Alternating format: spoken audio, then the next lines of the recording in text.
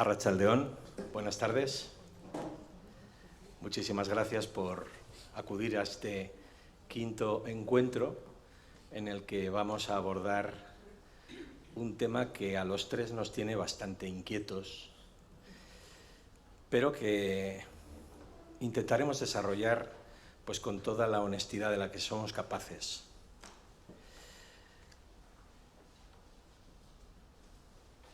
Es un gusto ver la sala repleta de gente interesada en lo que podamos deciros.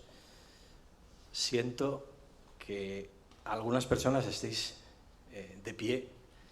No sé si habrá fuera alguna silla libre, porque también hay concierto.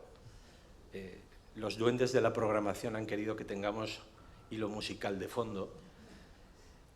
Y bueno, para hincarle el diente a este asunto, pues vamos a empezar. Cada palabra es un puente que nos permite relacionarnos con la realidad. ¿Os imagináis tenernos que relacionar con lo que nos rodea sin palabras? Sería harto complejo. Cuantas más palabras conocemos, más puentes tendemos. Pero hay realidades a las que posiblemente no haya que cruzar, sino más bien de las que hay que suspenderse calladamente. Cierto es que lo inefable se halla más allá del lenguaje, pero es igualmente indiscutible que sin éste no es posible acercarse a la comprensión de la experiencia de lo averbal.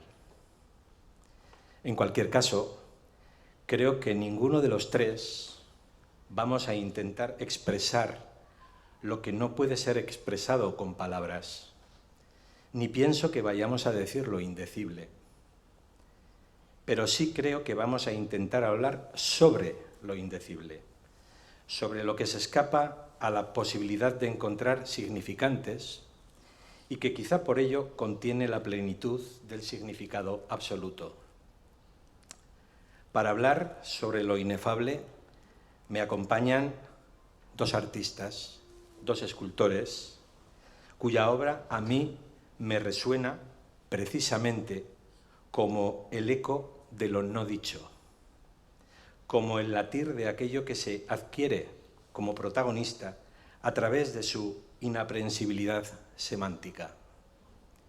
Dicho de otro modo, sus obras me permiten lo que Alfonso de la Torre, comisario de una reciente exposición en el Jardín Botánico de Madrid, en la que vinculaba el arte y la espiritualidad, llama imaginar lo extraordinario. Es decir, provocar la duda sin necesidad de enunciar preguntas. En definitiva, sentir eso, lo inefable. Gracias a ambos por aceptar mi invitación. Sé que lo habéis hecho contra natura. Al amparo de lo más generoso que podemos tener, que es la amistad. Y por ello os transmito mi gratitud más sincera. Bien, a partir de ahora vamos a irnos dando la palabra para terminar intercambiando algunas impresiones entre los tres y posteriormente abrir un turno de intervenciones para que quien quiera pueda intervenir de la manera que le parezca pertinente. Hasta ese momento, José Ramón, David y yo mismo iremos entrando en materia. José Ramón, anda, tienes la palabra.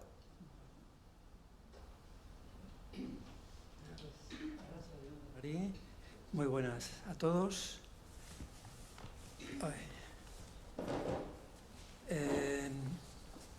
Bueno, quiero agradeceros a todos los que habéis venido, también a Koldo, la invitación a participar en estos encuentros. Pero bueno, voy a leer lo que he preparado porque si no me lío y os aburro, aunque quizá de cualquier manera os resulte pesado. Si he de ser sincero, al principio no me gustó nada la propuesta de Koldo porque soy tímido, solitario, tengo dificultad para expresarme, así que no le dije que no por el aprecio y respeto que le tengo. Y una tarde de agosto vinieron Koldo y David al taller, pasamos unas horas estupendas y fue cuando Koldo nos propuso su proyecto y nos lanzó la idea de que desarrolláramos algo en torno a lo inefable, ni más ni menos. Qué paradoja, a mí que me cuesta poner en palabras mis pensamientos, nombrar ese torbellino invisible previo a la palabra y que tantas veces desaparece, huye, se escapa y me deja mudo. Me corresponde hablar sobre lo que no puede decirse con palabras, lo inefable. Para empezar, echemos una mirada a lo que los diccionarios cuentan sobre lo inefable. María Moliner dice, de tal naturaleza o tan grande que no se puede expresar con palabras, semejante a indecible. Y el de sinónimos y antónimos dice, indecible, inexplicable, innarrable, inexpresable, inconfesable, indescriptible, impronunciable, maravilloso, genial, sublime, desbordante, extraordinario. El antónimo sería descriptible, vulgar. Dicho esto y partiendo de que no es muy fuerte este tipo de tareas, voy a hacer mi pequeño aporte en la exploración de lo inefable, a ratos solo y casi siempre apoyado en lo que otros han dicho o escrito. En una primera aproximación a lo inefable, observo la ingente cantidad de hechos, recuerdos, preguntas, aspectos de lo cotidiano o lo extraordinario que pueden adjetivarse como inefables, o cualquiera de sus sinónimos, y advierto que nunca hasta ahora había sido tan consciente de las muchas ocasiones en las que me he quedado mudo, sin palabras, en relación a temas o experiencias de todo tipo que suceden a lo largo de una vida a todo ser humano. Bueno, ahora quiero señalar las que me han dejado una huella profunda y tienen que ver con el impacto que distintas manifestaciones artísticas me han producido y que con gran maestría describe Walter Benjamin a este carácter irrepetible, mágico, metafísico, a esa autenticidad que produce la obra de arte. Benjamin define como el aura de la obra. El aura, dice, sería la manifestación irrepetible de una lejanía por más cerca que pueda estar. Y dice más, cada día que pasa se va deteriorando el aura. Ese sentido indefinible va desapareciendo poco a poco y con el tiempo perdemos también el espíritu transmitido por la obra de arte. Voy a atreverme, aunque pueda parecer arrogante por mi parte, a disentir en este último aspecto. Benjamin pone énfasis en el impacto del aquí y ahora al ver esa obra y defiende que el instante de la magia se desvanece. Yo creo que no. Bueno, creo o me parece que mantengo intactos con toda su fuerza algunos de estos impactos y toda la magia que me transmitieron y aún guardo. Aquí van algunos ejemplos que se refieren al pasado, muy pasado, cuando empecé a ver obras de arte directamente y recibí esos impactos, muchos de ellos en Roma, y son el Panteón inexplicable, el Arapacis Augusta, indescriptible, el retrato de Igor Stravinsky de Marino Marini, genial, las puertas del Vaticano de Giacomo Mansu, indecible, la tumba Brion de Scarpa, que me dejó sin aliento, sublime, los burgueses de Calais de Rodin, inenarrable, En el British hace unos años me quedé vivamente impresionado al ver el friso y los frontones del Partenón. Me quedé todo el día allí, sin palabras, inefable. Dice María Zambrano en Filosofía y Poesía que la poesía, desde sus orígenes, está asentada en lo inefable, lanzada a decir lo indecible. Desde el primer instante la poesía se sintió arrastrada a expresar lo inefable en dos sentidos: inefable por cercano, por carnal, pero también lo inefable por inaccesible, por ser el sentido más allá de todo sentido, es decir, la razón última por encima de toda razón. La poesía quiere fijar lo inexplicable porque quiere dar forma a lo que no la ha alcanzado, al fantasma, a la sombra, al ensueño, al delirio mismo. Así que ya tenemos la primera e importante clave en el acercamiento a lo inefable. Es la poesía, pero no va sola. A la poesía le acompañan el misterio, la música, el silencio o su expresión más sublime, la mística. Y si hablamos de mística, hay que hablar de San Juan de la Cruz.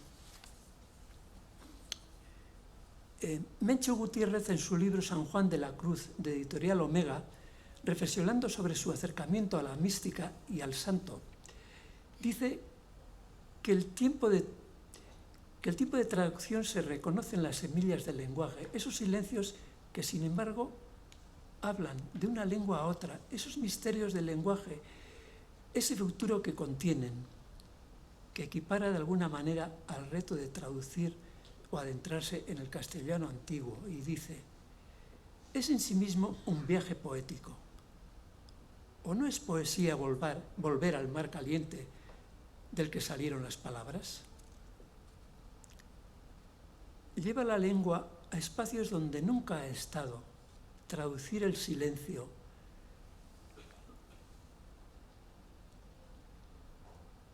las distancias del lenguaje, habitar los espacios de tensión, de gravedad, la materia negra que separa las palabras ciegas.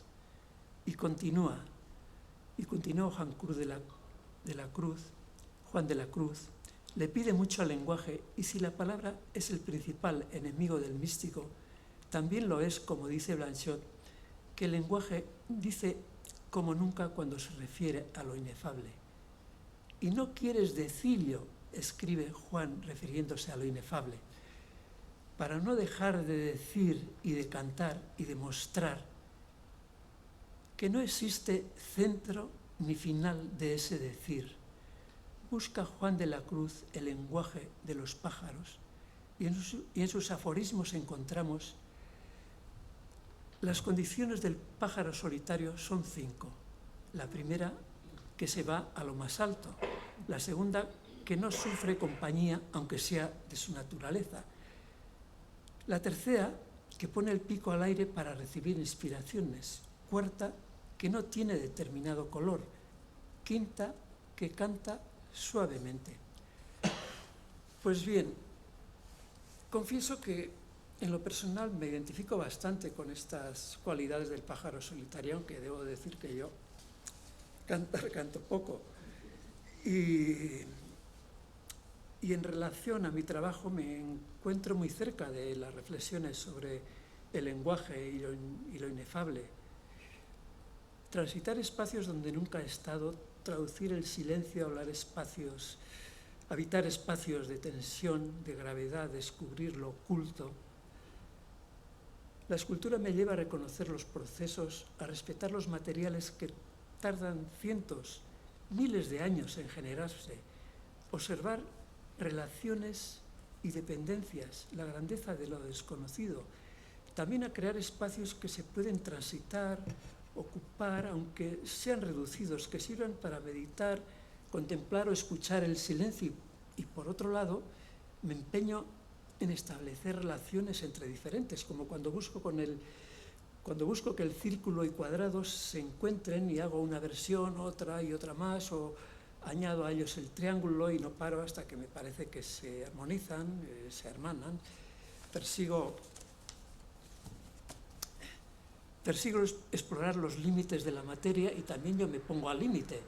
Me exijo más y más, la búsqueda es incesante, en algunas ocasiones me asiste la intuición, esa información que no sabes de dónde viene, pero que aparece casi siempre de noche. En pocas ocasiones a través de un sueño, más a menudo en el páramo del insomnio. Asoma de pronto una imagen, una idea, y se pone en marcha un torbellino de posibilidades, supuestos, incógnitas, preguntas sin respuesta. Y luego viene el plasmar un esbozo, primero en bustiña, aunque a veces también hago algún apunte a lápiz, pero hay niebla, no veo claro con lo nítido que veía, ahora está velado, otra aproximación no me convence, luego otra, a veces abandono, otras acepto o llego a un acuerdo, pero muy pocas veces, por no decir nunca, quedo satisfecho. Queda lejos aquella imagen ideal que voy persiguiendo, pero es que el ideal está solo en el terreno de la imaginación, en el terreno de los sueños. También quiero comentar que mi trabajo es un proceso lento y silencioso. Soy amigo de la ligereza de la brisa, del imperceptible crecer de los árboles, del leve rumor del sirimiri, del silencio de la piedra. Verdaderamente me siento pequeño y sin embargo obstinado en seguir haciendo, seguir intentando, para negar que sea cierto que la vida no tiene sentido y en la esperanza de conocer algo más y aportar algo, una mínima luz a los que, como yo, pues caminan en la oscuridad. Volviendo al rastreo sobre lo inefable al que voy cogiendo gusto, os cuento que como soy un analfabeto digital, he indagado en libros buscando escritos sugerentes o inspiradores y a veces me he encontrado con textos que sin nombrar lo inefable hablan de ello como este de Steiner en Nostalgia del absoluto. En él narra cómo para Claude Lévi-Strauss el hombre se encuentra en contradicciones primarias entre ser y no ser, masculino y femenino, joven y viejo, luz y oscuridad, comestible o tóxico, móvil e inerte. No puede resolver estas formidables antítesis enfrentadas mediante procesos puramente racionales. En los dos polos del tiempo concebible se encuentra enfrentado primero con el misterio de sus orígenes y luego con el de su extinción. El caos coexiste con simetrías aparentemente exquisitas.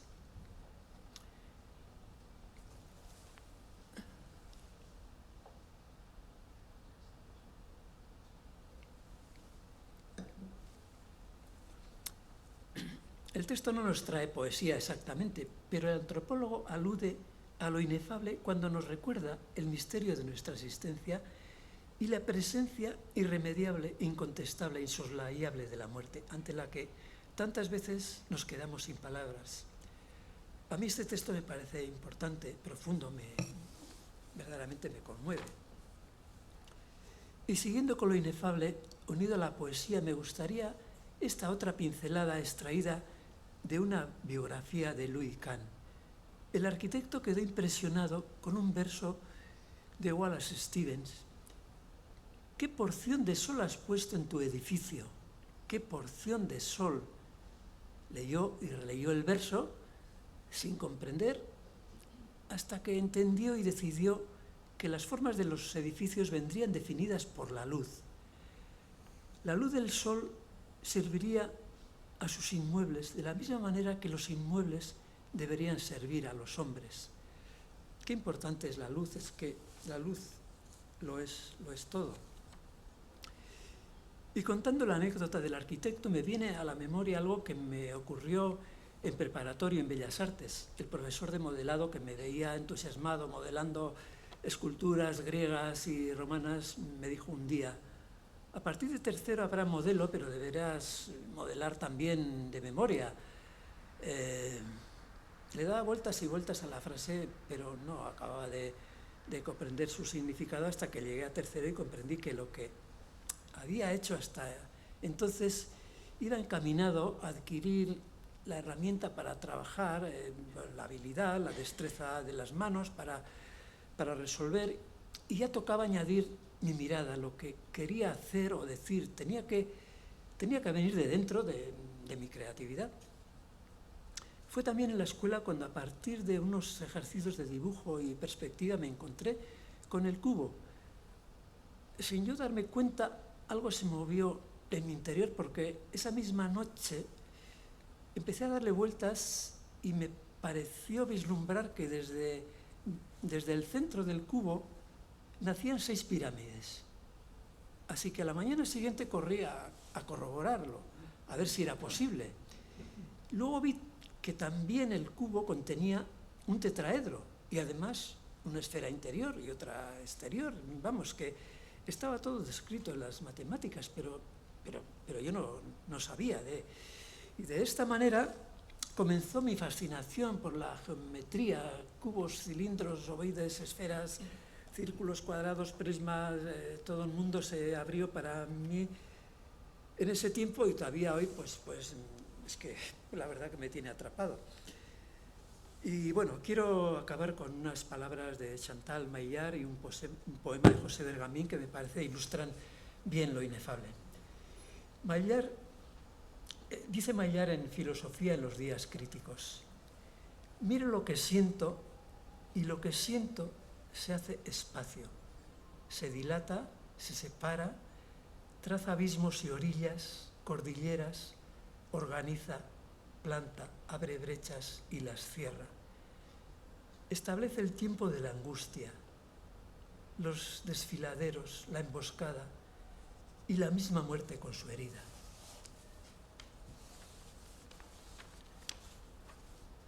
Bergamín, en sus poesías casi completas, dice así: enterarse de verdad es enterarse y adentrarse sin luz en la oscuridad. Cuando el lenguaje es llama que juega con su sombra, media palabra basta, muchas palabras sobran. Eskerrik asko denori.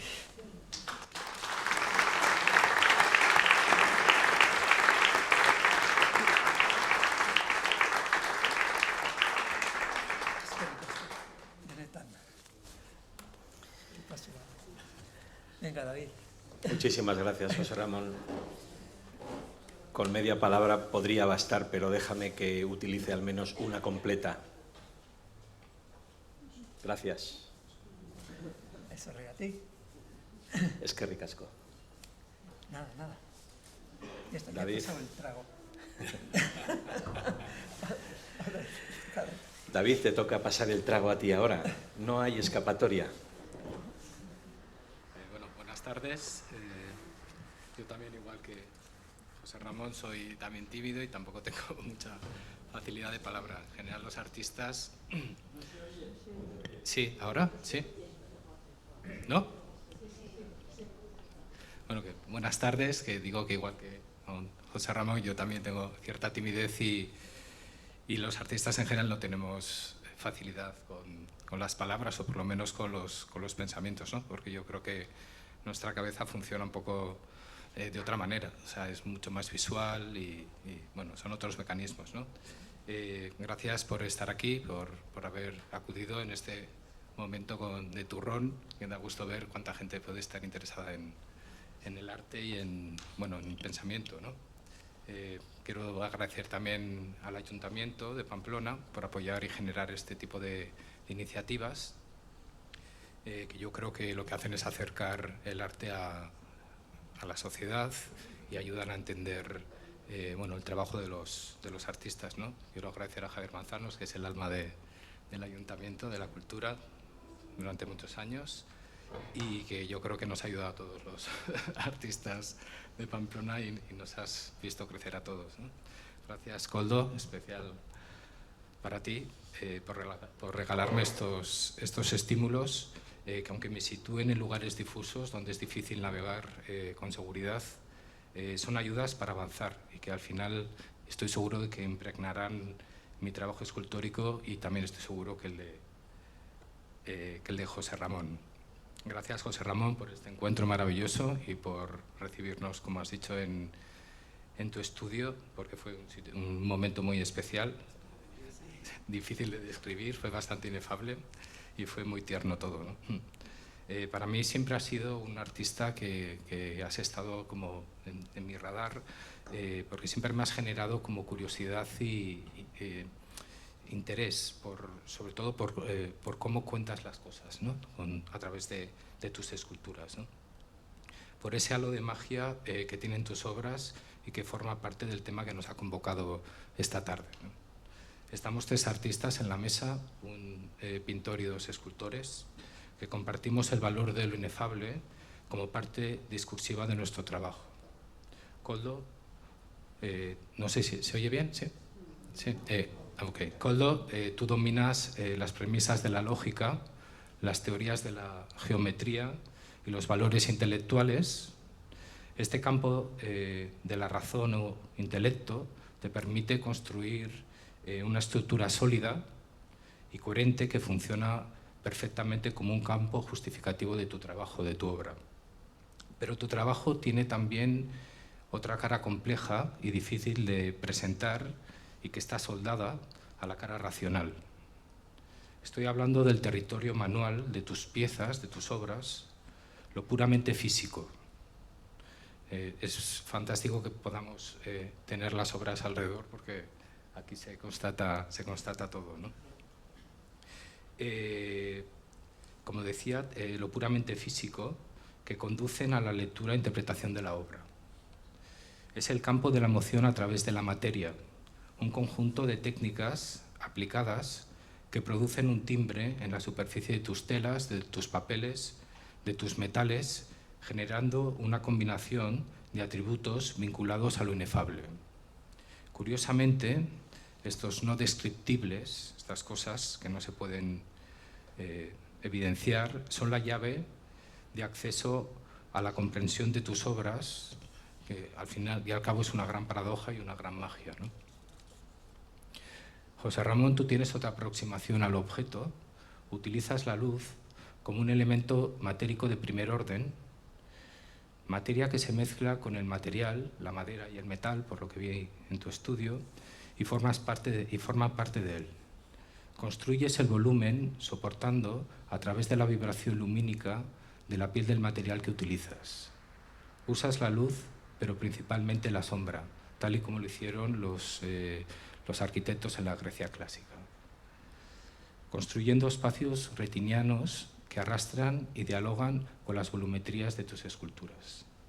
Estos espacios sombra conforman la definición final de cada escultura y son indisolubles y forman parte de ella. Destaco en tu obra la autoridad del material, y me ha encantado que lo has citado, la presencia del material como elemento expresivo y sencillez de la forma como fruto de un despojamiento de lo superficial y una búsqueda permanente de lo esencial en tu proceso mental y manual. Haces algo muy difícil. Muestras los valores indecibles de la madera, consiguiendo incorporar esta magia a la máxima expresividad contenida. Encuentras el balance adecuado entre lo natural y la intervención de esta materia. Consigues así los valores emocionales que corresponden al campo de lo sensitivo y lo inenarrable, lo que escapa al pensamiento pero atrapa a la emoción, al fin lo inefable. Me viene a la mente un libro sencillo pero sabio que estoy seguro que todos conocéis, que es El elogio de la sombra, de Tanizaki, es un autor japonés.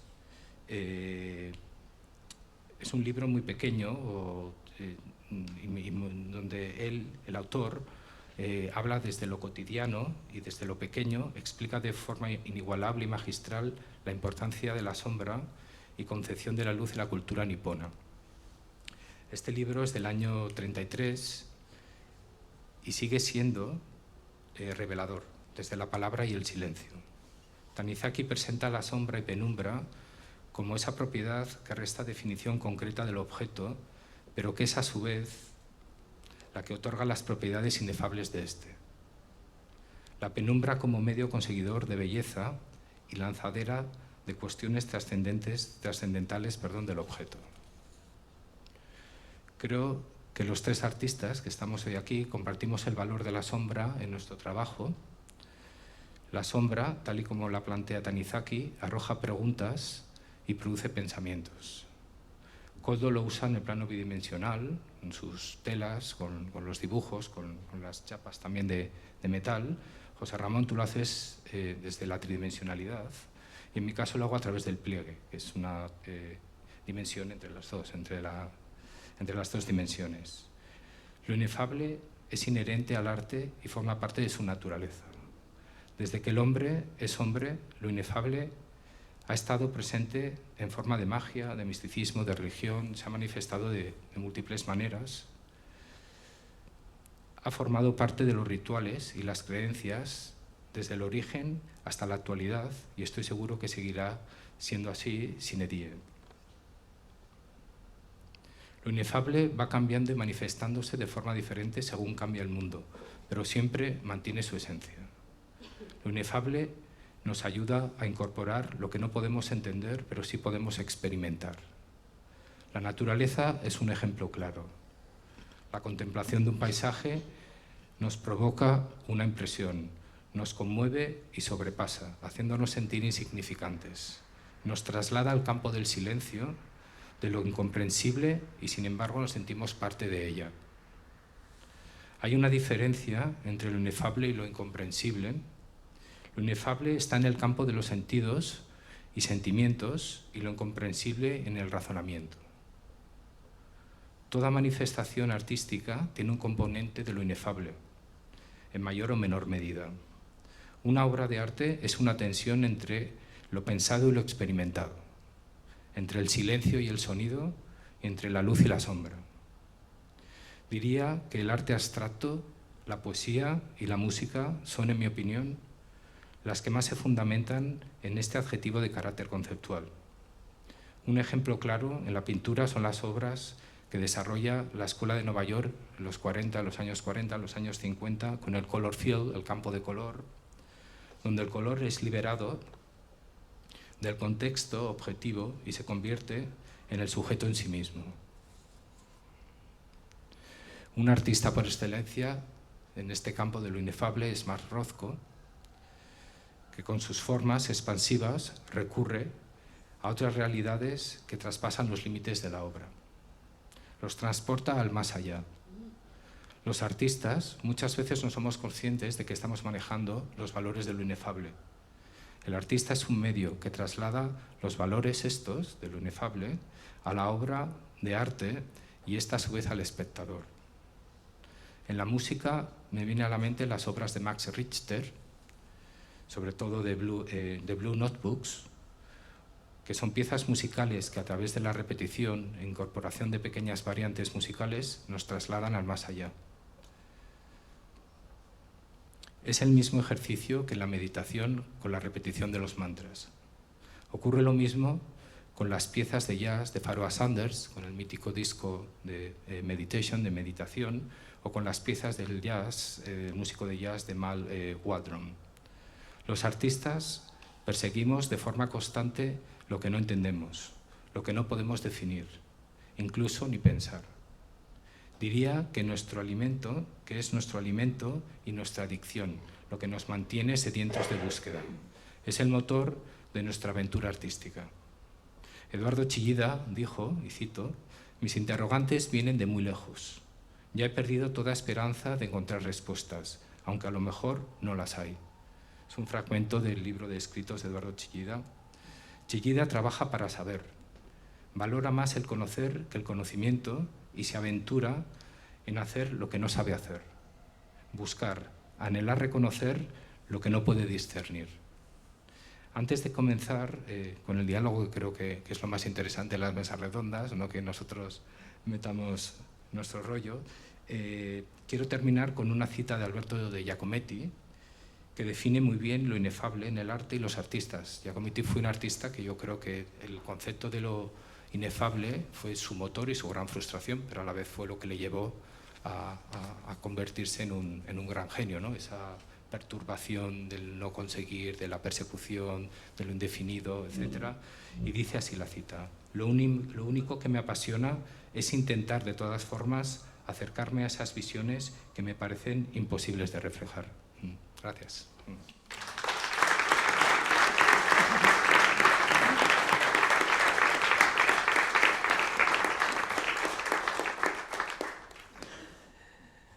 Muchísimas gracias, David. No sé si José Ramón pensará lo mismo que yo, pero quiero tus notas. Bueno, tomo el testigo y voy a hacer yo alguna aportación en este mismo ámbito de lo inefable. Y empezaré diciendo que tras darle muchas vueltas al asunto, creo haber encontrado un modo mediante el que situar en mi cabeza este concepto tan escurridizo y a la vez tan explícito. Ahí va mi particular definición de lo indecible o de lo inefable. Lo inefable es cuanto hay más allá del todo y más allá de la nada. Creo que lo que hay entre en medio de esos dos polos extremos puede decirse, puede hablarse. De cualquier cosa podemos decir algo con mayor o menor sentido. Incluso pienso que del propio todo y de la propia nada podemos decir muchas cosas. Del todo puedo decir, por ejemplo, que es una idea que me lleva a comprender mi propia pequeñez, al sentirme una mínima parte de su esencia absoluta y, paradójicamente, me ayuda a tomar conciencia de mi enormidad al poder afirmar que el todo es todo gracias a que yo formo parte de él. Yo, asimilado por el todo, me magnifico. El todo, sin mí, por el contrario, no podría entenderse completo. De la idea de nada, digo, por ejemplo, que me remite no a lo que se identifica con la ausencia de cualquier contenido dentro de unos límites, sino también y sobre todo a la inexistencia de los propios límites. Conceptualizar la nada supone acotarla y, por ende, destruirla. Creo, por tanto, que sí puede hablarse de esas dos lindes extremas y ni os cuento de lo que dentro de ellas se contiene. Pero de cuanto desborda el todo o la nada, sí que parece que intentar expresar algo resulta verdaderamente osado. A pesar de ello, voy a intentarlo siguiendo mi esquema habitual de estas sesiones anteriores. Hablaré un poquito en torno a la inspiración, a la elaboración y a la muestra de lo que hago. A ver si no me pierdo. Voy con el todo, en relación con la inspiración. Me inspira aquello que me entusiasma. Entusiasmarse. Una palabra preciosa. Inteos. Entusiasmarse es sentir que uno lleva un Dios dentro de sí. Percibirse como un demiurgo capaz de transmutar su insignificancia en creación. A mí me inspira cuanto remite a ese éxtasis sobrecogedor que hace que sienta la grandeza de ser capaz de sacar el asombro de mi evidente limitud. Me entusiasma asombrarme. Me inspira todo aquello que me hace ser, como decía Jules Lefort, inmanenso. Lo que nos envuelve y nos contiene, lo que nos excede por todas las partes y es inmenso, queremos transformarlo en cosmos. Y eso es la evidencia palpable de que concebimos la idea de infinito, aún sin poderla experimentar, porque nuestra capacidad para trascender hasta esa idea es inmanente. Soy inmanenso, sí. Y así quiero que me proyecte mi pintura. Voy con la elaboración. Para lograr esa absoluta criatura, mi manera de proceder se apoya en la fragmentación, ya sea en módulos, ya sea en series, y en la exponencialidad que permite a la parte superarse a sí misma. Subdivido para acotar y para subrayar la idea de que la descomposición en partes es una manera de enfatizar el concepto del todo como aglutinante e interconector. Eso, además, genera combinaciones, variaciones, mutaciones y abre camino al desarrollo de posibilidades interminables, conjurando el vértigo de lo inacabable. Hablando de la difusión, diría que cuando muestro lo que hago, aspiro a producir una conmoción. Exactamente pretendo eso, activar un estado en el que ser desnudamente. Quiero dejar sin palabras, como decía José Ramón, a quien contempla mi obra en un sentido que emparenta literalmente con el que Kandinsky reflejó en su magnífica obra cumbre, De lo espiritual en el arte. Decía así: la pintura es un arte, y el arte, en su aspecto global, no es una creación inútil de objetos que se deshacen en el vacío, sino una fuerza útil que sirve al desarrollo y a la sensibilización del alma humana. Sensibilizar el alma no es pequeña pretensión. Ya lo decían Ulises James Joyce: cierra los ojos y mira. A ser posible en silencio, añado yo. Me voy al polo contrario, me voy a la nada. Y aquí tengo un problema serio. La nada no puede ser subdividida. Por ello fundo lo que ella me inspira, lo que me suscita cuando hago y aquello que surge al mostrarme en una única aportación.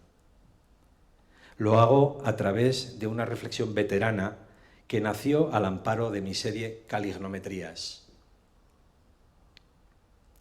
¿Cuál es la medida del ángulo bello? Aquella donde habita la afectación nula, la indiferencia del nadie ante la nada, el éxtasis vacuo y atemporal del quién desatribuido ante el qué sin cualidades, aquella que acoge la sabiduría del no saber, el horizonte del no desear, la soberanía del no tener, la disciplina del no deber, la omnipotencia del no poder, el hallazgo del no buscar, la eternidad del no vivir. Aquella donde residen todas las ausencias y la plenitud inefable de la contemplación anonadada, aquella en la que se deposita la inconmensurable presencia del ser que es, al no ser nada, aquella es la calignometría. Quienes seguís estas mesas, sabéis que yo termino mi intervención siempre con 3 breves conclusiones y una pregunta a la que yo mismo me respondo. Ahí va la conclusión sobre la inspiración. La imagen de mí mismo, sabiéndome una parte de lo inmenso que no agota en sí misma su propio ser, es mi mejor autorretrato. Con respecto a la elaboración, ahí va mi conclusión. Divide y jugarás. Y con respecto a la difusión, no me dice nada. Misión cumplida. Dítelo tú. ¿Es lo que me pasa en las circunstancias indecibles lo que me atraviesa y rescata de mi mediocridad? Más que mi precisa elocuencia, es mi exacto callar lo que me eleva. Hasta aquí.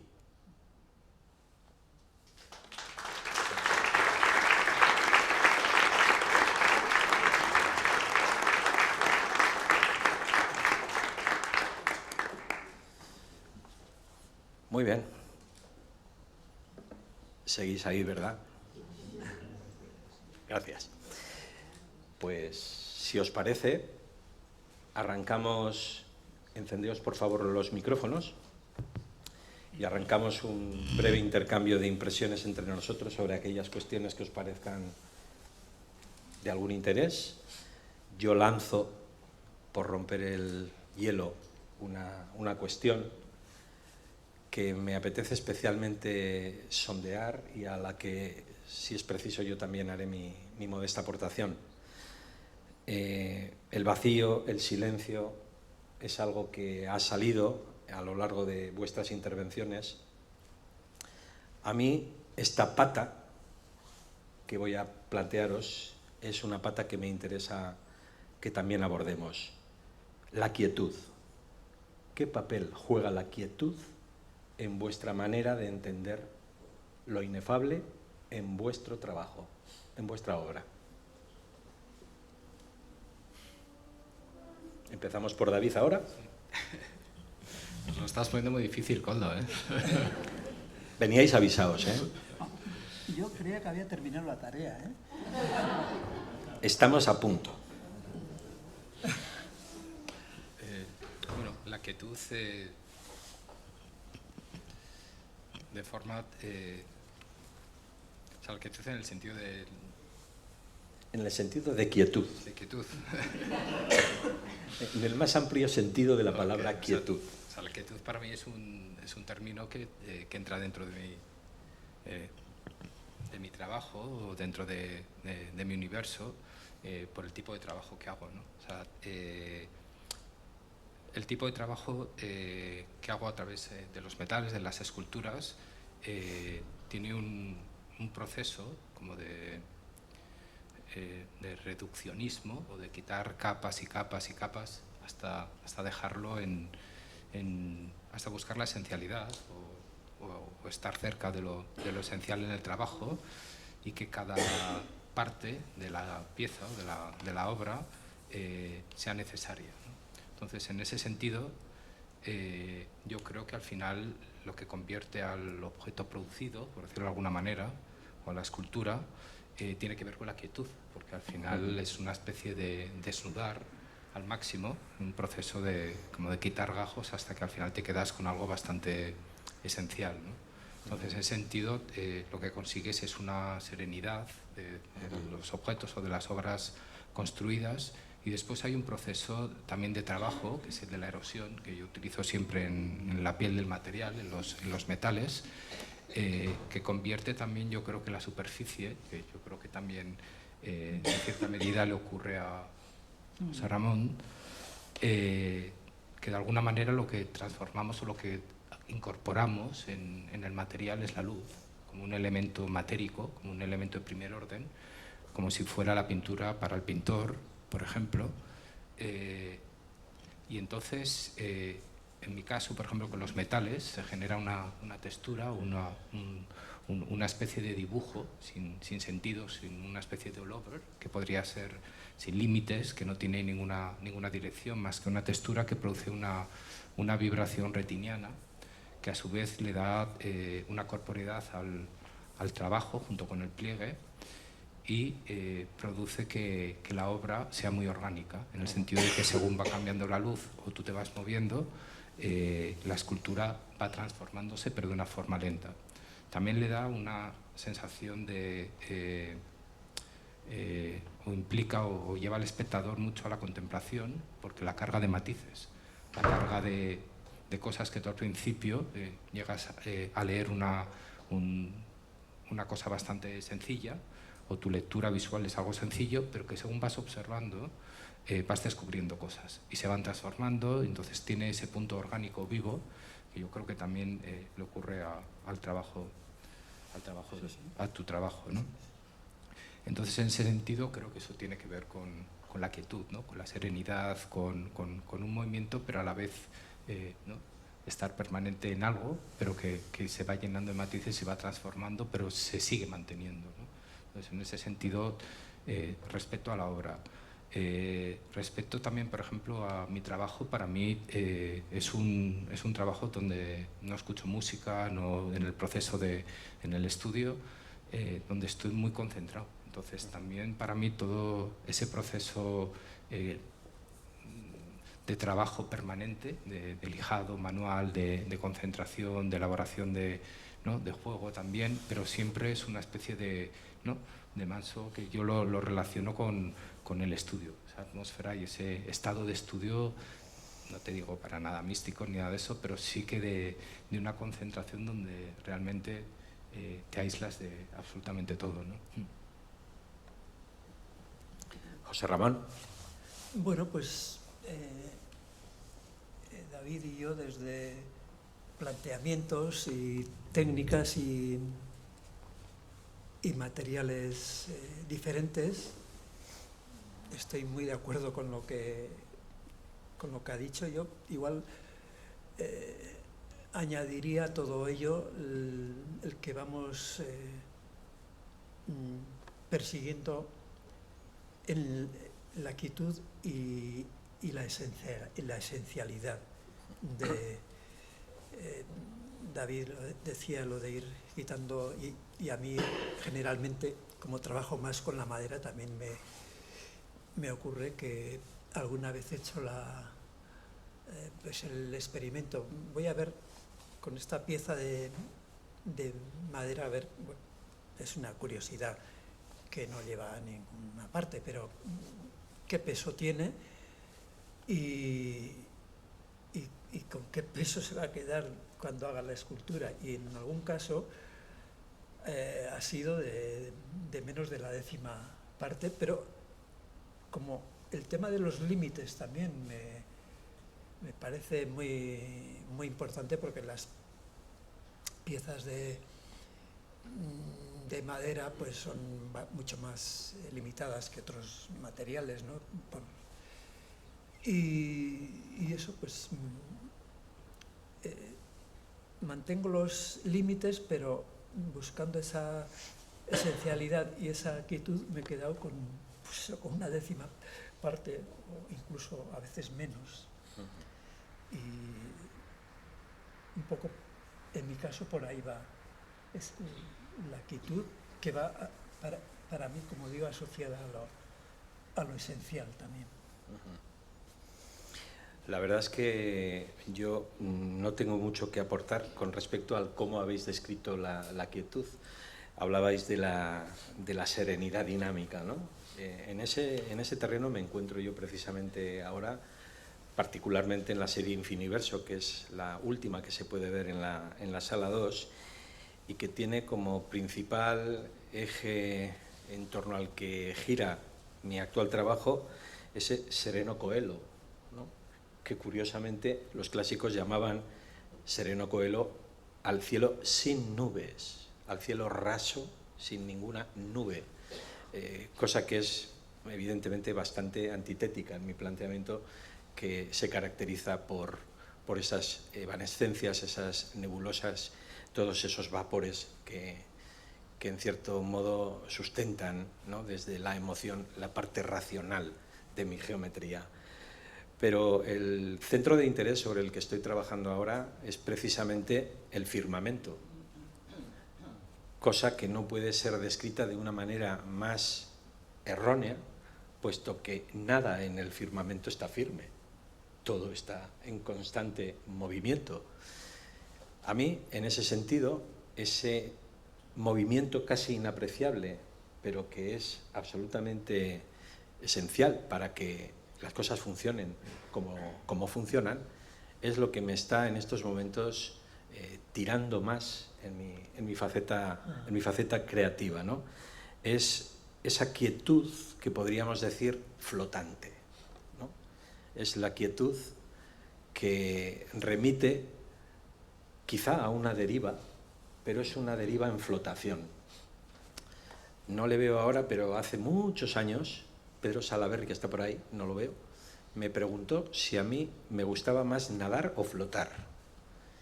Yo creo que en aquel momento le respondí con lo mismo que digo ahora. A mí no me gusta nada nadar, me gusta flotar. Ahora sacabas, José Ramón, algo que, si me permitís, antes de abrir el turno a quienes queráis intervenir, me apetece plantearlo porque también en algún momento nos hemos referido a un concepto que, bueno, emparenta con bastante facilidad con lo inefable, que es lo sublime, ¿no? ¿Qué relación tenéis con lo sublime? Porque, claro, a lo sublime nos remitimos cuando mencionamos lo excelso, cuando la elevación es extraordinaria, cuando casi estamos rozando el éxtasis. Lo sublime, en vuestro caso, ¿cómo lo incorporáis? ¿Como un referente al que mirar? ¿Como una cuestión que estáis ya tocando con los dedos? ¿Como algo que motiva? ¿Cómo os entendéis con lo sublime? José Ramón, ahora te toca a ti.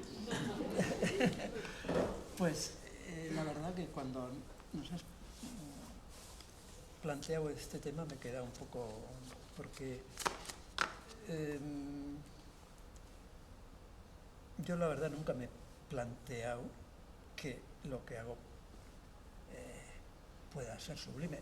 Ahora bien, sí que le dedico todo el tiempo, todos los esfuerzos, en los 1000 planteamientos que hago previamente a cuando ya me decido hacer algo, pero de verdad que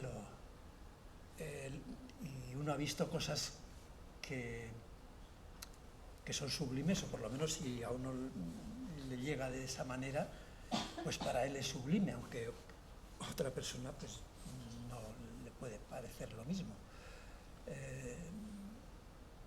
Pero yo la verdad que me has dejado un poco desencajado, porque además, aparte de que es como un concepto que yo creo que en los tiempos estos, aparte de que en realidad también es que lo que hacemos nosotros cada vez le interesa a menos gente, según mi percepción. Y lo sublime yo lo asocio a épocas pasadas, sobre todo al romanticismo, por ese mundo tan individualista, no se oye. Bueno, a ver cómo... Decía que lo sublime me resulta a mí un poco ajeno a la época esta que vivimos. Y he contemplado cosas que para mí son sublimes, otro puede tener otro concepto de ellas, pero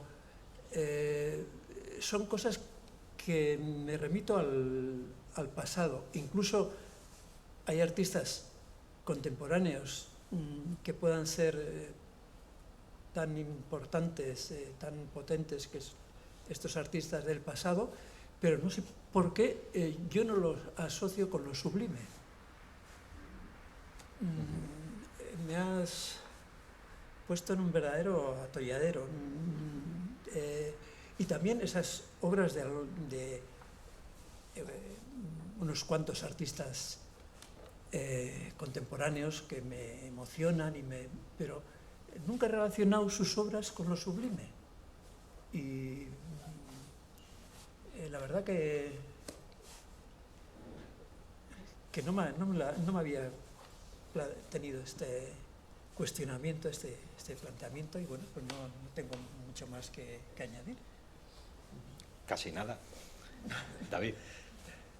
Bueno, sí, lo sublime desde ese punto de vista sí que evidentemente no tiene cabida en la actualidad, pero yo creo que también, igual que cambian las sociedades, los conceptos también son muy operativos, ¿no? Van transformándose, ¿no? Yo veo más lo sublime como entiendo lo sublime, o creo que se podría adaptar más a algo como lo extraordinario, ¿no? O sea, algo casi a lo emocional de la obra, lo emotivo, ¿no? De la obra de arte, que yo creo que sí que hay artistas que trabajamos con esa idea, ¿no? Para mí estaría en esa definición, ¿no? En el tema algo extraordinariamente bello, algo extraordinariamente que te haga un clic, ¿no? Y sí que hay obras y corrientes y artistas que trabajan o que producen el tema de lo emocional en la obra, ¿no? de diferentes maneras, con performance, con todo tipo de formatos, ¿no? Pero sin embargo, o sea, yo siempre yo defiendo la belleza, que parece que es algo negativo y con una connotación muy negativa en el arte, pero creo que es muy necesario. No sé por qué, o sea, en este mundo con lo feo que es y con lo feo que está y todo lo que pasa, hay en el mundo del arte una especie de complejo donde lo bello parece que es negativo o que tiene que ser algo extremadamente conceptual o que está reñido con algo, ¿no? Yo creo que la belleza, el mundo de la belleza, digo el mundo de la belleza, no el mundo cursi, sino los valores de la belleza, como puede ser, por ejemplo, Plensa, me refiero a un tipo de obra contemporánea que trabaje esa idea, ¿no? Y que se instale en esa idea y que a partir de ahí puedas operar también, ¿no? O sea, que sea un elemento que te vaya acompañando y que te vaya, ¿no?, alumbrando de alguna manera, ¿no?, como un vector. Y yo creo que lo defiendo y creo que es muy, muy necesario, ¿no? Y para mí es muy importante. O sea, y de hecho en todas las culturas de a todo el mundo lo bello le atrae, lo bello le gusta, lo bello juega un papel siempre positivo, ¿no? Entonces yo creo que para mí el tema de lo sublime o ese tipo, sin idealizar las cosas, porque también las bellezas son operativas en función de cada cultura y de cada momento, pero yo creo que en ese sentido me parece muy necesario y cada vez más. Bueno, en mi caso, la verdad es que la relación con lo sublime la tengo que establecer colándome por la gatera de la etimología, que es donde me voy a poder refugiar para justificar que yo sí aspiro a lo sublime, porque estoy permanentemente por debajo del límite, ¿no? Lo que no pretendo es ser supralime.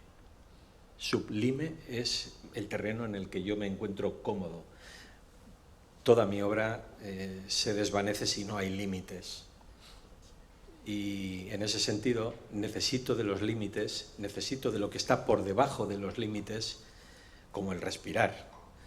Lo que ocurre es que, yendo un poco al enfoque que podríamos atribuir al concepto de lo sublime en el entendimiento común, sí que coincido con que esa búsqueda de la armonía, esa búsqueda del equilibrio entre los elementos que constituyen la obra, es, en mi caso, una pretensión que intenta alcanzar las cotas más altas posibles. Suelo decir que cualquier cosa que yo genere como resultado y no guarde una relación estrecha con la idea que tengo de ello, es un error o una incompetencia o una incapacidad por mi parte. Y lo mantengo porque es así. O sea, yo necesito que lo que resulte tenga el máximo parecido posible con ese concepto ideal, casi platónico, que esconde el desarrollo de mi trabajo. En ese sentido, sí que creo que yo me muevo dentro de lo sublime, pero entendiéndolo en ese sentido estrictamente semántico, ¿no?, etimológico. Bueno, quizás sea un momento para que, si alguien quiere intervenir, hacer alguna pregunta, comentario, reflexión, la pueda plantear y completar lo que hemos intentado ofreceros con nuestra mejor intención y con, esperemos, un contenido que os sirva de algo. ¿Alguien tiene alguna pregunta que hacer, algún comentario que aportar?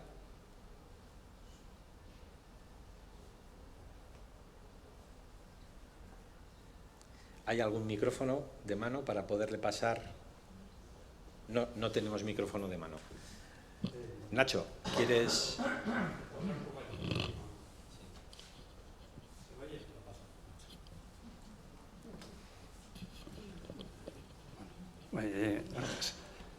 Bueno, es un enfoque tremendamente interesante lo que habéis planteado los tres, ¿no? Y además yo creo que de una actualidad muy grande, ¿no? Habéis hablado de la búsqueda de lo esencial, de la búsqueda de la belleza. Habéis citado términos como quietud, serenidad, contemplación, silencio. concentración. Pero hoy en día esto, en una sociedad tan rápida, tan cambiante, tan efímero todo, parece como que si estuviésemos fuera del lugar, ¿no? Pero a la vez yo creo que es lo revolucionario, porque lo que se está haciendo hoy en día, a la velocidad que se hace todo, no deja pozo, no deja nada, ¿no? Y en cambio vosotros estáis dejando pozo, ¿no? Con vuestra obra, con vuestra quietud, ¿no?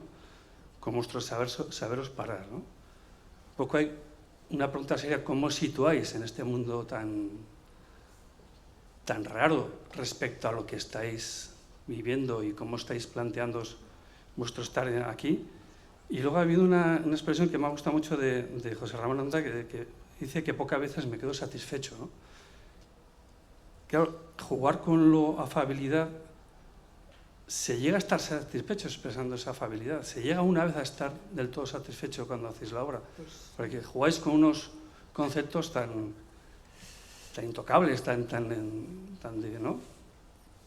virtuales que yo creo que nunca se llega a esa satisfacción plena, ¿no? No sé, igual sí, pero... Pero eso de verdad que es un gran fastidio, y por no decir... porque, a ver, yo he tenido la suerte de dedicarle todo mi tiempo y todas mis energías a la escultura, y hasta hace poco, bueno, sobre todo cuando era joven, pensaba que la siguiente iba a llegar a ese ideal, a eso que tienes. Y, hombre, no es que he abandonado la esperanza, pero lo cierto es que lo veo cada vez, porque sí tienes ese ideal en mente, pero al final por diferentes motivos, y con la escultura pasa que como tiene infinitos puntos de vista, siempre hay algún ángulo que no le quieres mirar y dices, joder, con lo que te he dedicado, con lo que... Y ahora también, ahora que ya pensaba que sí, y a pesar de ello, pues sigo R que R, porque soy un obstinado. Y eso es lo que puedo decir, que me viene sucediendo desde el principio de... Y bueno, con respecto a lo que comentabas de este mundo tan trepidante que vivimos, pues yo la verdad que pues vivo hoy aquí y ahora, pero pues estoy bastante alejado de esa vorágine, porque las cosas que hago requieren muchísimo tiempo, y además en la medida que vas a lo esencial, que lo esencial hable más, sea más elocuente, es más complejo y más costoso. Entonces, pues por ahí va el mundo, y por ahí, por otra vertiente, voy yo, y bueno, y no solamente yo. Sí es cierto que en el mundo del arte también, en general, la obra, yo lo poco que veo, pues se produce pues, con arreglo a estos tiempos tan dinámicos y tan... pero bueno, si depende de lo que tengas en mente y que quieras hacer, pues lleva otros ritmos y no queda más remedio que adaptarse a ello, y bueno, pues es mi caso. Bueno, en mi caso, yo tengo una vida de esta loca, de viajar muchísimo y de mucho movimiento, pero es aprender a vivir con eso, ¿sabes? Aprender a tener una vida más parcelada, ¿sabes? Donde en un avión puedas dibujar, puedas concentrarte, ¿sabes? Como que de alguna manera, o sea, yo llevaba la vida más próxima a a la suya, pero luego por circunstancias pues mi vida cambió, mi estructura cambió, vivía en 2 países, todo como bastante agitado, pero aprendes, tienes que protegerte, ¿no? Entonces aprendes a aislarte y al final el estudio, que es tan importante, una especie de santuario, al final se convierte en tu interior, ¿no? Entonces tienes que desarrollar estrategias para de alguna manera poder mantener todo eso y poder mantener las condiciones que tú necesitas para poder desarrollar, ¿no? Y al final es una cosa muy mental, la verdad. Entonces, sí, yo creo que va por ahí. Entonces es posible, no hay una forma de decir hago este tipo de obra, lo mantengo o vivo así o no. O sea, yo creo que hay personalidades y hay formas de vida. Entonces el éxito es en función de tus propias circunstancias, el saber adaptarte y construir para que no te venza la circunstancia, ¿no? Porque, por ejemplo, en Estados Unidos o en Nueva York es muy complejo, ¿sabes? Porque es una vida muy totalmente diferente, como no te diría social, pero con muchos con muchas cosas externas, ¿sabes? Y al final todo eso tienes que aprender a hacer los estancos, ¿no? Con todo, con eso. Y después con lo del ideal, en mi caso, por ejemplo, yo no, ese concepto de ideal de la escultura, yo no está en mí. O sea, a mí me deja de interesar la escultura una vez que la he hecho, porque para mí es como un desarrollo intelectual o mental, o llámalo como quieras, o de conocimiento, y una vez que la tengo estoy pensando, antes de terminar casi, estoy pensando en la siguiente, ¿sabes? Es como una especie de work in progress, de proceso de trabajo que no acaba nunca y que es lo que me da la felicidad y la estabilidad mental, ¿sabes? El estar ilusionado y el ir persiguiendo. Entonces, no como un hámster en una rueda, pero de alguna manera es todo eso, ¿sabes? Me ayuda. Luego soy muy poco materialista. O sea, si me sirve la obra que tengo anterior para discurrir o para un estímulo y hacer una siguiente, pues fenomenal. Pero si no, no tengo ninguna cosa. O sea, para mí es algo, la escultura, mucho más mental que físico, ¿no? Aunque es muy manual la forma que tengo el trabajo y tengo que dedicar muchísimas horas, pero lo que me interesa es el solucionarlo, ¿no? El ser capaz de solucionarlo en la cabeza y con las manos, ¿no? Creo que eran 2 cuestiones las que planteabas, ¿no? Por una parte, dónde nos situamos y luego qué relación podemos tener, digamos, con la satisfacción ante lo conseguido. Yo la verdad es que con la pintura me sitúo al margen de casi todo lo que no me gusta de mí. Con la pintura consigo que se desarrollen esas características que me acercan al yo que yo quiero ser, y por eso intento desarrollar a través de la pintura todo aquello que me parece que me permite estar bien conmigo mismo, que me permite construirme, y en ese sentido poderme mantener encapsulado en la pintura es algo que me permite blindarme de todo eso que consideramos ingrato o poco deseable, pero que forma parte de nuestra vida. Yo cuando voy al estudio, pues realmente entro en una especie de útero fantástico en el que todo lo que ocurre, yo quiero que ocurra y al ritmo que yo quiero que ocurra. Cuando salgo, pues no me queda más remedio que someterme a la tiranía de lo cotidiano y salir lo más airoso que puedo de ello.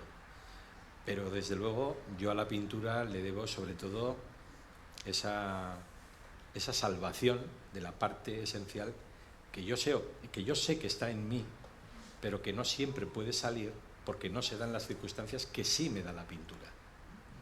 Alguna vez he dicho, creo que incluso en estos encuentros, que yo pinto para construirme y me construyo a través de la pintura. Y en ese sentido, mantenerme en ese margen me permite, pues bueno, reconocerme con cierta honestidad en el trabajo que voy haciendo, que difícilmente me va a dejar satisfecho porque yo me muevo en la perfectividad. O sea, yo aspiro a dominar aquello que manejo y a acercarme todo lo posible a la idea que tengo de ello. Por lo tanto, el fracaso está absolutamente garantizado. Y como está absolutamente garantizado, estoy vacunado contra ello. me acurruco en un pensamiento muy autodefensivo de Santo Tomás, que es estar siempre cerca de bien. Y ese es el punto en el que me encuentro casi siempre, cerca de bien. Por lo tanto, la satisfacción, ¿cómo la obtengo? Rebajando mis propias expectativas. La frustración guarda una relación directa con las expectativas. Si yo sé que mi idea no va a poder ser resuelta al nivel que yo quisiera, porque los medios que utilizo, como muy bien decía David, son manipulativos, porque yo reclamo lo analógico, no tengo nada en contra de lo virtual, de lo digital, absolutamente nada en contra, pero no lo quiero para mí, porque ese no es mi camino. Claro, eso tiene un tributo, el de la imperfección. Yo aspiro a lo perfectivo y sin embargo sé que con mis medios no lo voy a conseguir. Me quedo en ese territorio, cerca de bien.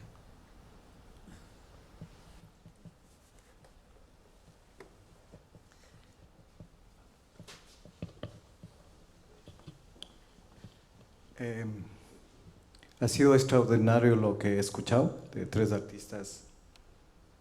Me recuerda a Jorge Teiza cuando estuve en América. La pregunta más es para David. Hablaste de culturas, no sé si en algún momento América te influencia en tu obra o no, y de qué manera, si es así. Y otra, perdón, se ha hablado del todo y la nada.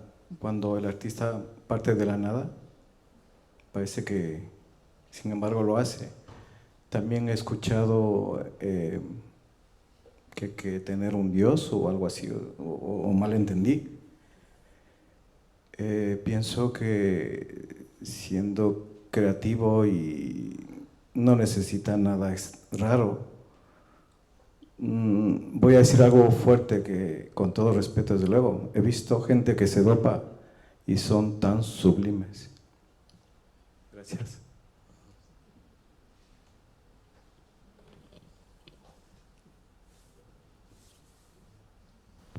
Bueno, la influencia con Estados Unidos, yo he pasado 12 años allí en Nueva York, entre España y Nueva York.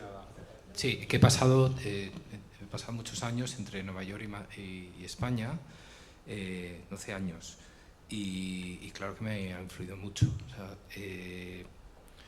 me ha influido mucho, sobre todo también viví en Centroamérica, pero la influencia, sobre todo, yo creo que es más procesual, ¿sabes? A nivel de cómo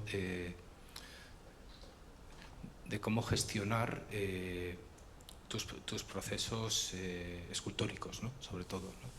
Y luego, bueno, o sea, siempre yo creo que es que América es muy importante. Por ejemplo, para mí el tema de la máscara, por ejemplo, que es un tema que a mí me impresionó mucho en un principio por las máscaras, por ejemplo, africanas, pero después la máscara está en todas las culturas, ¿sabes? Es algo que he ido buceando después y bueno, en todas las culturas precolombinas, desde Grecia, está muy presente y es algo que he explorado y que es parte de mis temas, ¿no? ¿Sabes? En el sentido de lo que arranco como en la propia escultura, ¿no? ¿Sabes? El tema de prosopón y todo eso, entonces ha sido importante. Por otro lado, el tema de, por ejemplo, de Estados Unidos, a mí me ha influido muchísimo y me ha determinado mucho mi estilo de vida, ¿sabes?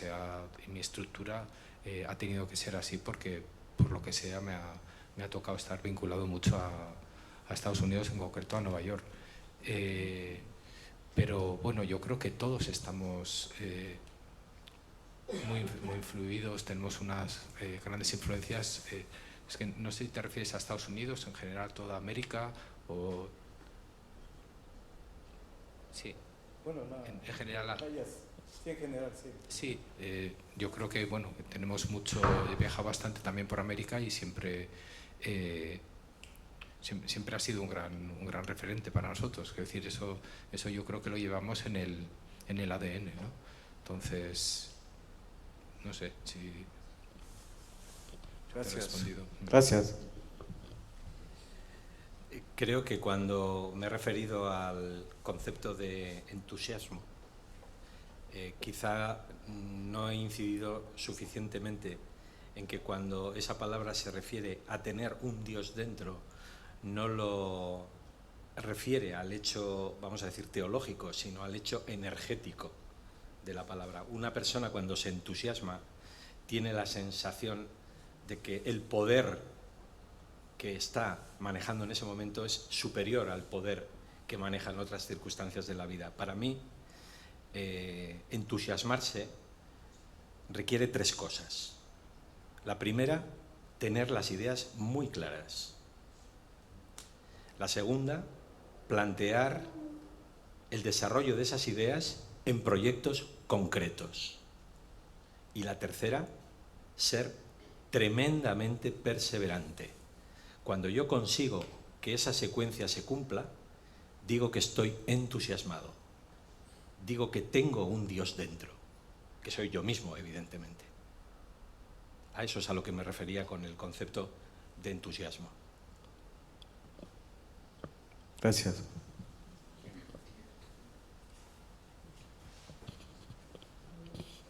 Yo quería preguntar un poco, además, a raíz de lo que acabas de comentar ahora, en el proceso creativo vuestro entra el concepto de improvisación.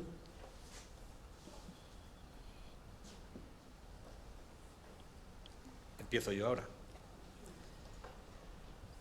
Improviso una respuesta, pero la resumo en un no taxativo. Yo no improviso. Lo que hago lo tengo claro desde el principio. Otra cosa es que el resultado final guarde la relación que yo quiero que guarde con el planteamiento inicial. Pero yo me baso en una metodología absolutamente planificada, en la que la improvisación ocupa un lugar residual, mínimo. No me gustan las sorpresas. Bueno, pues en mi caso tampoco el tema de la improvisación tiene ningún papel.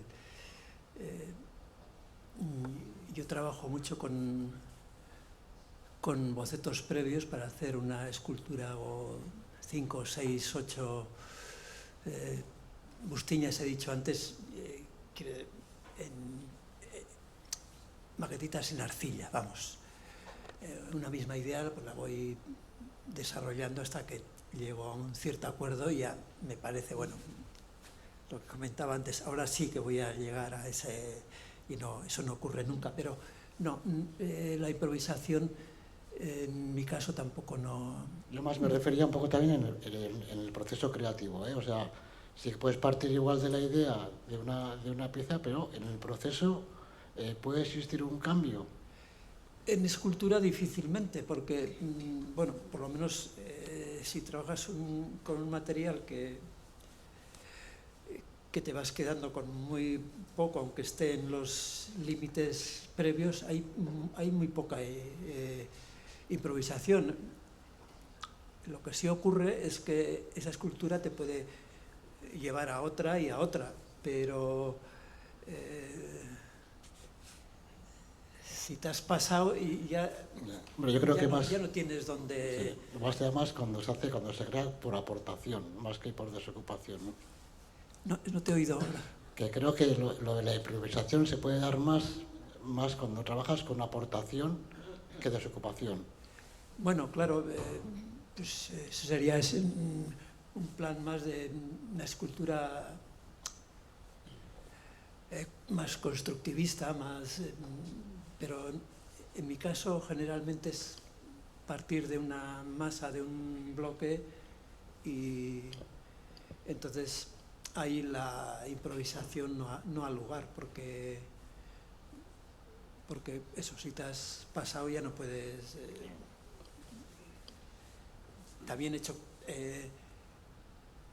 hay una línea de trabajo que es más con planteamientos, digamos, constructivistas, pero también en esos casos voy muy concretamente, precisamente porque hago tantas maquetas previas, voy muy directo a ese acuerdo, entre comillas, que he llegado en las maquetas previas. Bueno, en mi caso es que en la escultura es muy difícil improvisar. Muy difícil cualquier tipo de escultura, ¿no?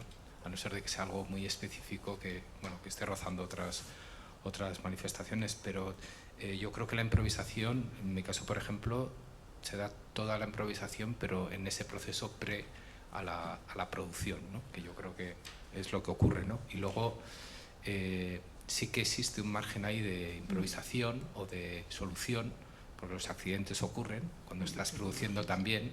Entonces, el solucionar ese accidente se puede entender un poco como, entiendo lo que tú dices de improvisación, y eso ocurre también. Hay veces que las cosas no salen o no salen como tú esperabas, pero que abres una puerta a otras cosas, ¿no? Entonces, el buscar una solución no a un error, sino a un improviso, te da una solución que no es una improvisación, pero es una ventaja también y un cambio, ¿no?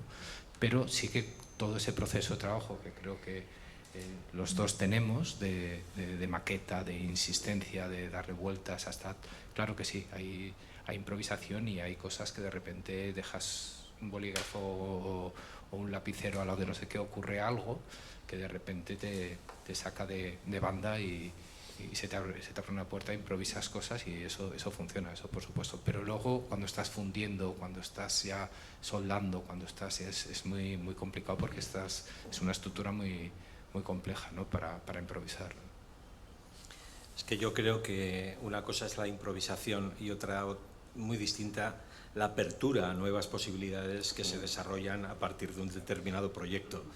Yo, por ejemplo, que funciono por sistemas, yo si por algo me puedo identificar es por mi tendencia a crear sistemas con una serie de cánones previamente establecidos, a partir de los cuales las variantes que pueden surgir son inacabables realmente. No, es que me venía a la cabeza, que creo que habréis visto todo, es un vídeo de Oteiza que está con unas tizas, y entonces se le caen y dice, ahora sí, ¿no? Es como que a ese concepto me refería, ¿no? Dices que tú estás viendo una cosa de una manera, pero luego cuando, también igual como decía José Ramón, ¿no? Que es entonces una maqueta y luego le vas dando vueltas hasta que te funciona, ¿no?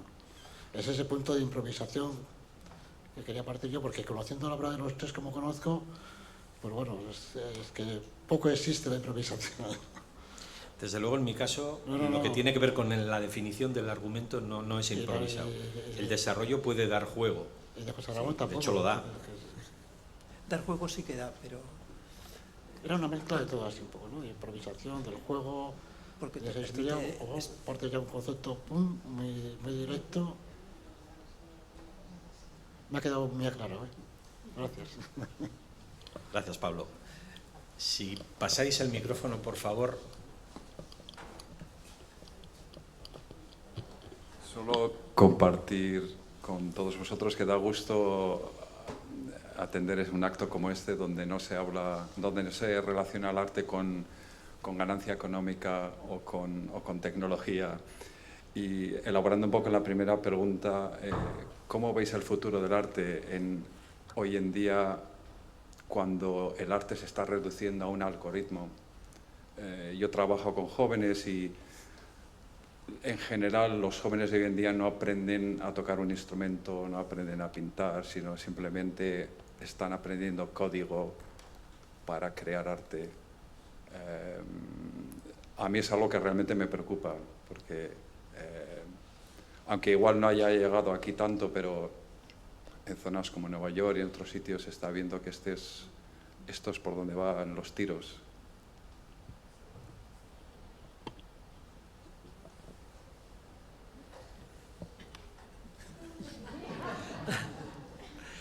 Yo, la verdad, no tengo una opinión formada al respecto.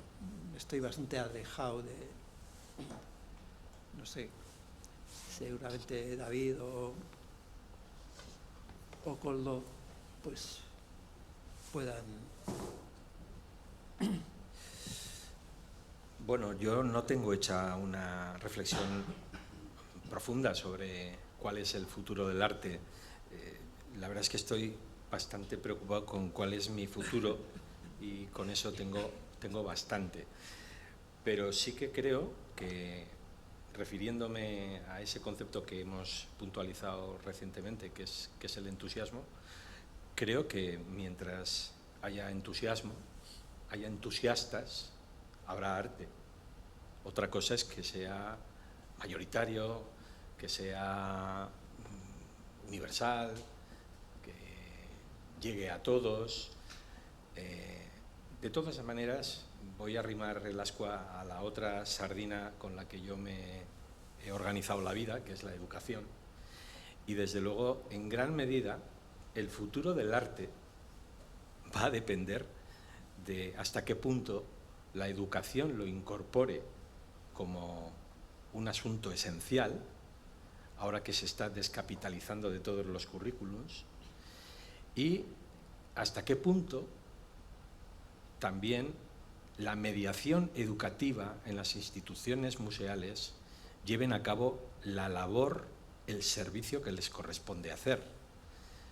En la medida en la que la educación y el arte se entiendan cada vez más y mejor, su futuro será más halagüeño. Pero no sé si es el camino por el que estamos yendo.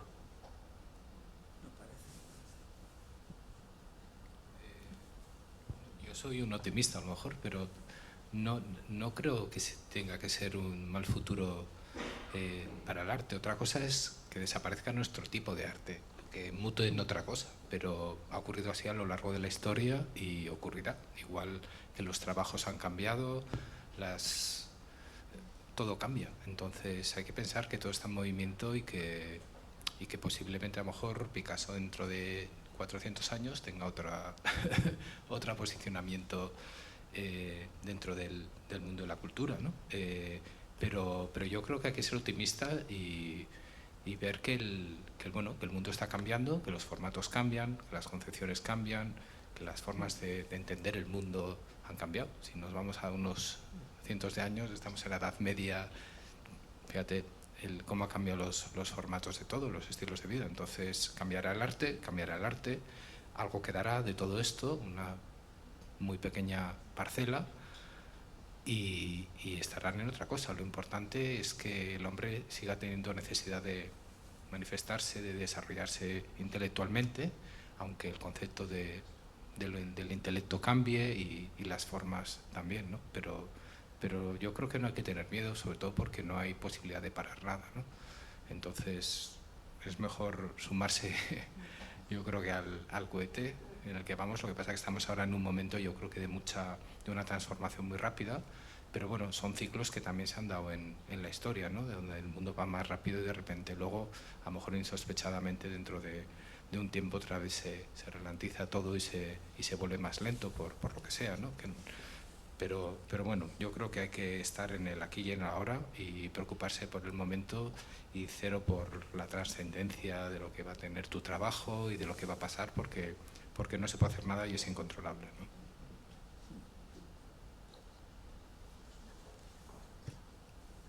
¿Alguna otra intervención?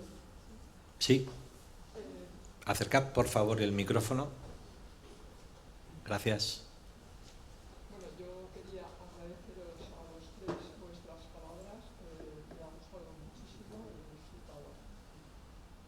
Y quería preguntar... Mira a ver si está el interruptor verde dado, porque... Vale, ahora sí. Eso, muy bien. Bueno, pues nada, repito, quiero agradeceros a los tres vuestras palabras, me han parecido magníficas y he disfrutado muchísimo. Y quisiera preguntaros si os habéis planteado o en vuestras obras se transmite el origen y la causa de lo sublime, el todo y la nada. Nada más.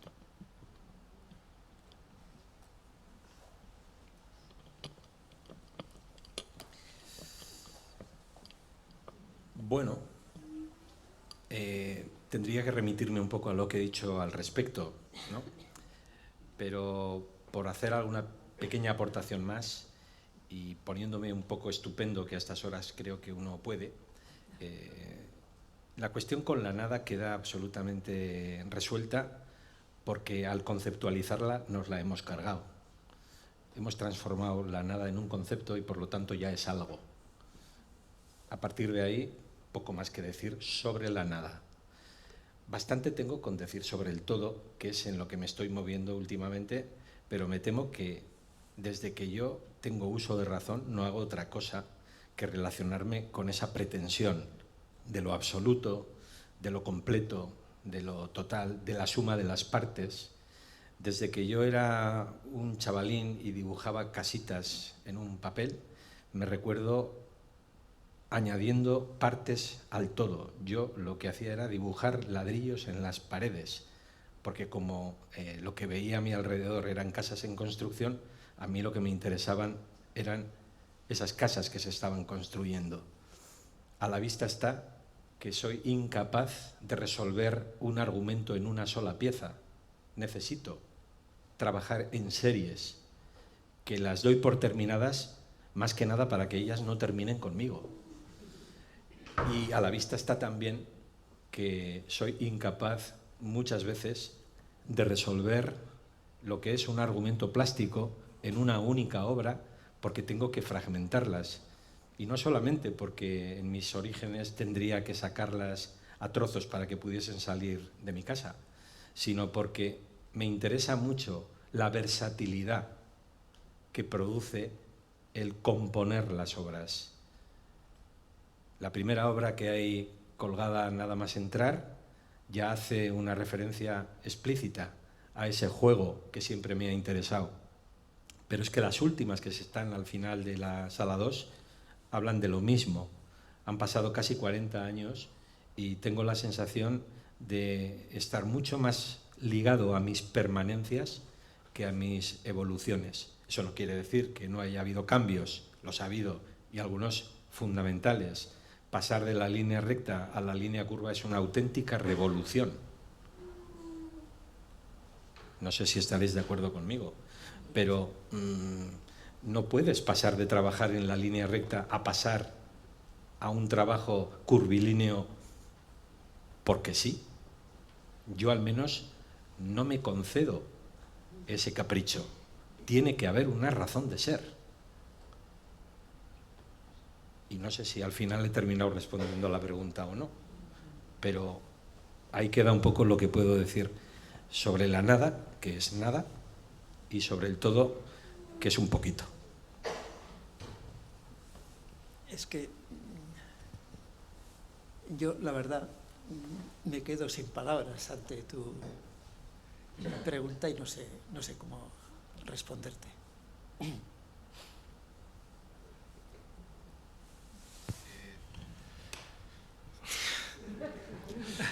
O sea, yo, por ejemplo, es una pregunta muy difícil y muy de difícil respuesta, pero, por ejemplo, en mi caso, el tema de la nada estaría más relacionado con el tema del vacío, ¿no?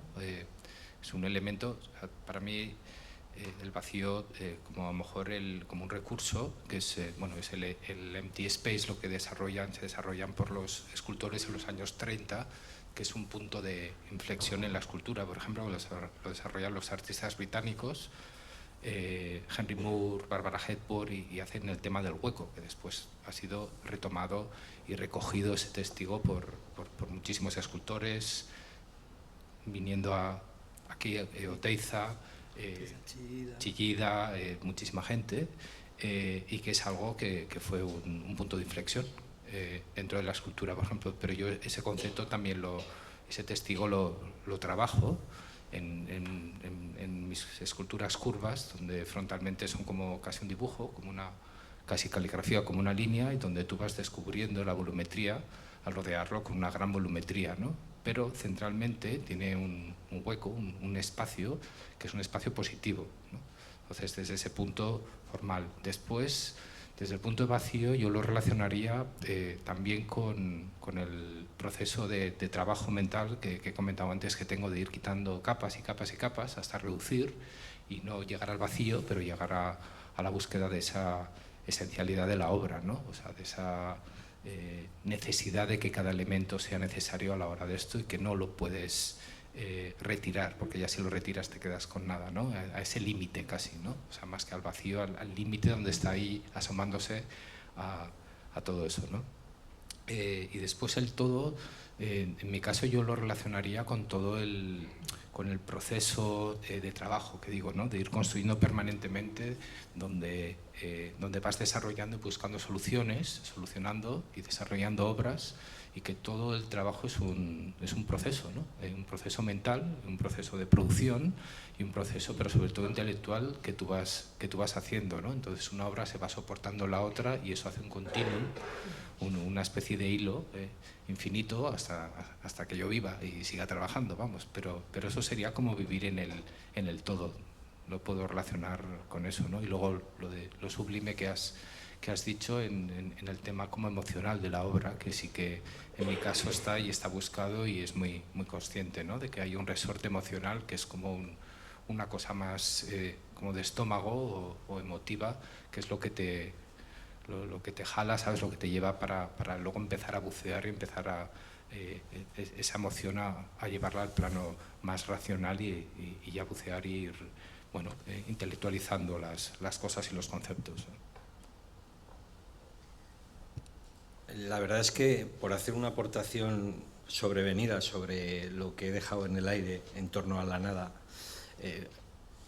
claro que me gustaría que mi obra fuese hueca para hacer resonar la nada, pero me temo que mi obra está llena de pensamientos, está llena de sentimientos, está llena de conductas.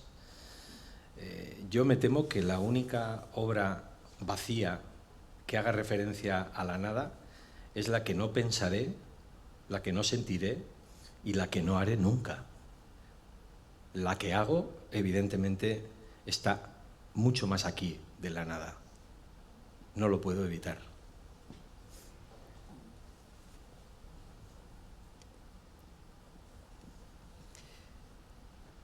¿Alguna cosa más? Pues si os parece, lo damos por terminado. Permitidme que recuerde que pasado mañana jueves vamos a darle un repasito a la acción.